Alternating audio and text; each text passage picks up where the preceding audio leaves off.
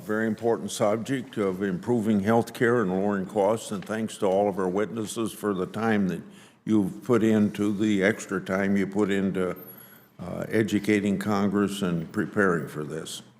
Health care might be one of the few markets in our economy where the consumer doesn't know the price before they buy it, and they rarely pay for it directly.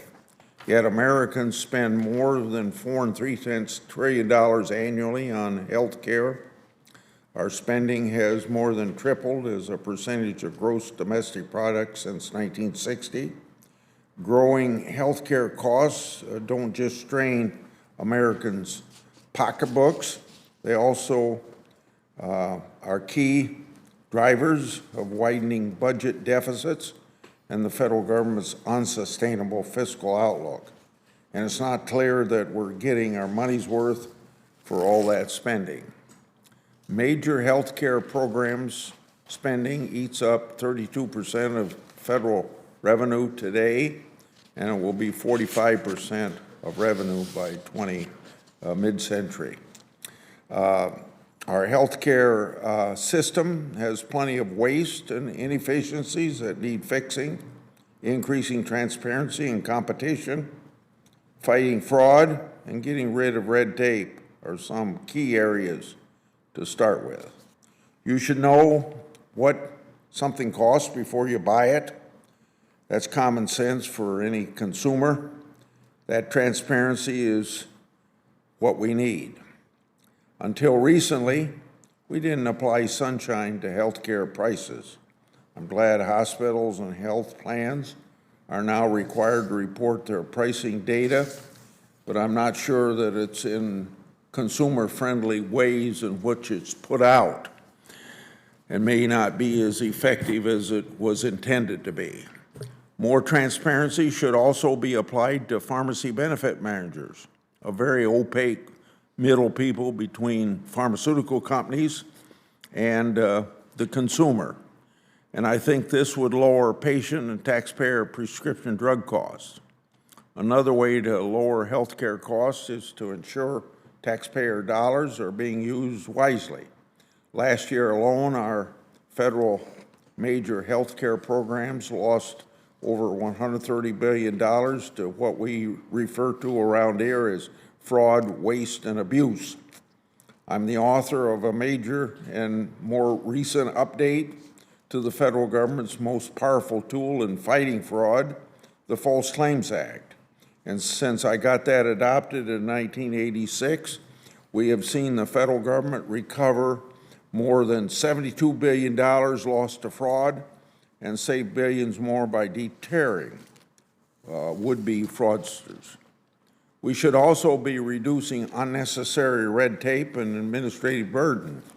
Between 1975 and 2010, the number of physicians grew 150%, while the number of healthcare administrators increased by 3,200%.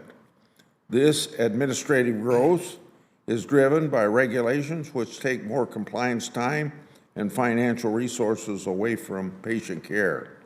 We need policies then that promote the discovery of new cures and better treatments, not overly administrative price controls that stifle innovation.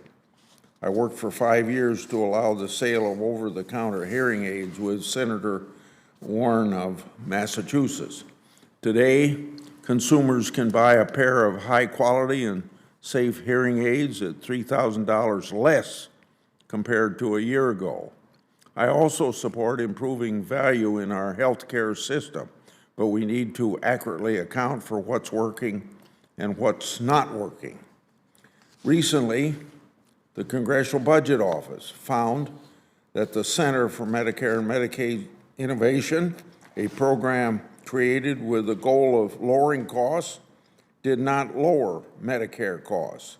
Let me emphasize, that's not Chuck Grassley saying that. The Congressional Budget Office has said that. CBO says the program increased federal spending.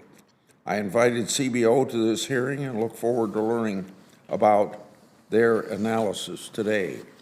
We should look to the market-based solutions similar to Medicare Part D, which I also led the team on Finance Committee to get adopted in 2003 because it lowers cost and improves care. In the first decade of Part D, the Congressional Budget Office found that this Part D program ended up costing taxpayers 36% less than projected. Finally, we can talk about waste and inefficiency in the healthcare system. We can't talk about it without discussing the country's fiscal situation. According to CBO, the federal budget deficit in fiscal year that just ended clocked in at about $2 trillion, and future deficits are projected to be even higher, partly because of growing healthcare spending. Healthcare spending can be made more efficient without compromising quality of care and reducing access, especially in rural America. I hope that we can build upon the ideas that we hear here today from this outstanding panel to address our country's fiscal challenges while also improving health care for Americans. Thank you.